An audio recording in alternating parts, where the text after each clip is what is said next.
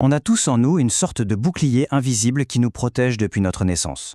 Aujourd'hui, on va explorer ce qui se passe quand ce bouclier présente une faille qui est inscrite dans nos propres gènes.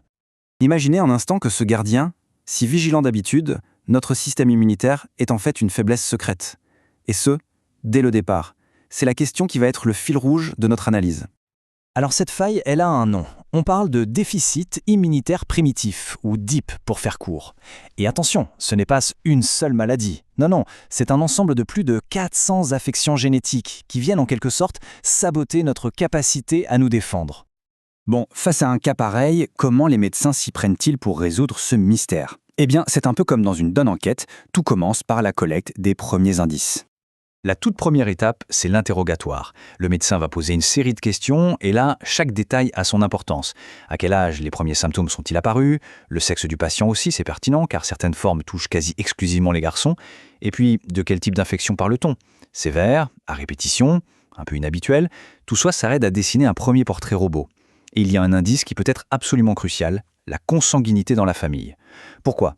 Parce que beaucoup de ces maladies génétiques n'apparaissent que si les deux parents portent le gène défectueux.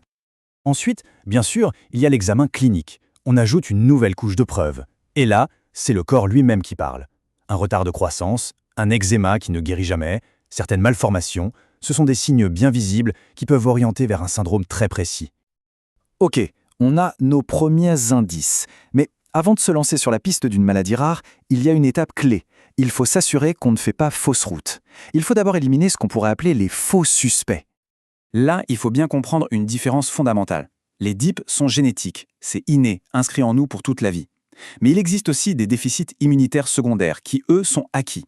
Ça peut être causé par une infection comme le VIH, certains médicaments ou même la malnutrition.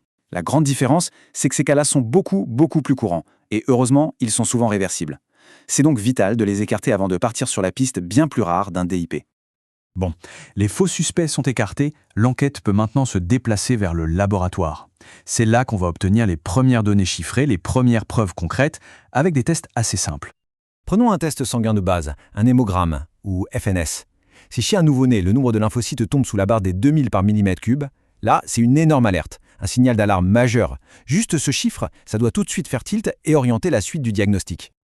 La question suivante est les plus fonctionnelle. En gros, est-ce que l'usine à anticorps du corps tourne bien ? Parce qu'avoir des soldats, c'est bien, mais s'ils n'ont pas les bonnes armes, ça ne sert pas à grand-chose. Pour vérifier ça, il y a un test assez malin, la sérologie post-vaccinale. Le principe est simple. D'abord, on mesure le niveau d'anticorps de base, ensuite on administre un vaccin standard, on attend 3 à 4 semaines, et hop, on refait une prise de sang pour mesurer à nouveau. Si tout va bien, le taux d'anticorps doit avoir été multiplié par 4. Au minimum. Si ce n'est pas le cas, ça montre bien qu'il y a un souci dans la chaîne de production. Si ces premiers tests sont anormaux, là, l'enquête passe à la vitesse supérieure. On sort les outils plus sophistiqués pour aller voir de très près ce qui se passe au niveau des cellules immunitaires. Pour ça, on utilise une technologie qui s'appelle la cytométrie en flux. Pour se faire une idée, il faut imaginer une sorte de machine de tri cellulaire, version high-tech et ultra rapide. Elle va analyser la composition de notre armée immunitaire, littéralement, cellule par cellule. En fait, cette machine fait l'appel des troupes. Elle identifie chaque type de cellule grâce à des marqueurs spécifiques à leur surface, des sortes d'étiquettes. Par exemple, le CD3 pour les lymphocytes T, nos chefs d'orchestre, ou le CD19 pour les lymphocytes B, nos usines à anticorps. Grâce à ça, on peut compter très précisément chaque bataillon et voir s'il manque des soldats ou si les proportions sont anormales. Mais attention, le nombre, ça ne fait pas tout. Et ça, c'est vraiment la clé.